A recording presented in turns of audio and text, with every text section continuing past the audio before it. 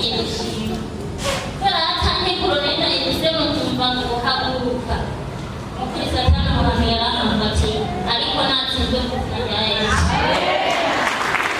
Rero nanadaha bashingira intahe ku byambayeho kandi byari birengeye ubwenge bwanjye, byari birengeye umuryango wanjye, byari birengeye ndetse n'ibyiyumviro byanjye, ariko kubw'ibi bitangaza Imana ikora ni ibintu birenze nyine nta mwana w'umuntu ashobora kuba yotahura ibyayo. Narabaye ndagwatse umwana yaramaze imyaka 2 n'amezi 4. Uwo mwana aragwara nkama nabwiye umuryango wanjye tugende mu bitaro